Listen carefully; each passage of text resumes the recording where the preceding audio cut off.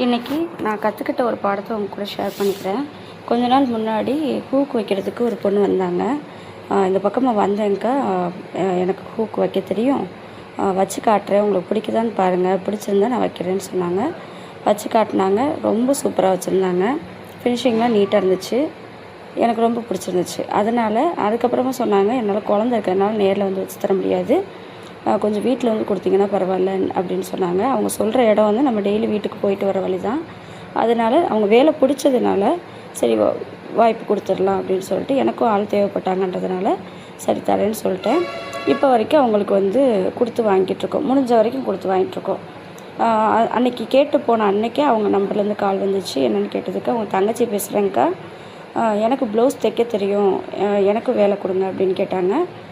இன்னொரு பொண்ணு, சரிப்பா நீங்கள் வந்து ஒரு ப்ளவுஸ் தைச்சி காட்டுங்க அப்படின்னதுக்கு, குழந்த இருக்கிறதுக்கா என்னால் நேரில் வந்து தைக்க முடியாது, அவ்வளோ நேரம் உட்காந்து தைச்சி காட்ட முடியாது அப்படின்னு சொன்னாங்க. அதுவும் இல்லாமல் அவங்க வச்சுருக்க பெடல் மிஷின், நம்மக்கிட்ட இருக்கிறது பவர் மிஷினும் மோட்ரு மிஷின் தான் இருக்குது. அந்த மிஷினில் வந்து தைச்சி காட்ட தெரியாது, எனக்கு பெடல் மிஷின் மட்டும்தான் தைக்க தெரியும்னாங்க.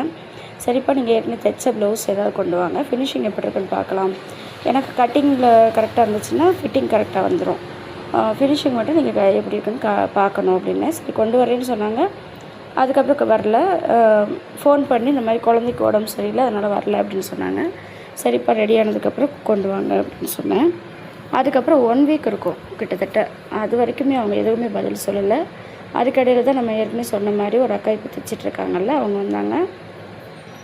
அவங்க நமக்கு ஏற்கனவே தெரிஞ்சவங்க, பிடிச்சவங்க, அது இல்லாமல் நம்ம சொல்கிற மாதிரியே செய்கிறாங்க அப்படின்றதுனால நமக்கு அவங்களுக்கு செட் ஆகிடுச்சு. தைக்கிறதுக்கு இப்போ தைச்சிட்ருக்காங்க, இப்போ வரைக்கும் தைச்சிட்ருக்காங்க. இப்போ இதுக்கிடையில் என்ன பண்ணாங்கன்னா, 1 வாரம் 10 நாள் கழித்து அந்த பொண்ணு மறுபடியும் ஃபோன் பண்ணி, அக்கா என்னாச்சு வேலை கொடுங்க அப்படின்னு கேட்டாங்க. இப்போ நீங்கள் தான் கொண்டு வரவே இல்லை அப்படின்னு சொன்னதுக்கப்புறம், இல்லைக்கா அன்றைக்கி உடம்பு சரியில்லை, சரி அதுக்கப்புறமா வந்திருக்கலாம்ல அப்படின்ட்டு, இப்போ வேலைக்கு ஆள் சேர்த்துட்டேன்ப்பா அப்படின்னு சொன்னதுக்கப்புறம், அக்கா இப்போ உடனே கொண்டு வரேங்கான்னு சொல்லிட்டு அடுத்து உடனே கொண்டு வந்துட்டாங்க. அப்போவே அன்றைக்கே கொண்டு வந்து காட்டினாங்க. ஃபினிஷிங் நல்லா இருந்துச்சு. ஆனால் எனக்கு ஏற்கனவே வேலைக்கு ஆள் சேர்த்ததுனால என்னால் வேலை கொடுக்க முடியல.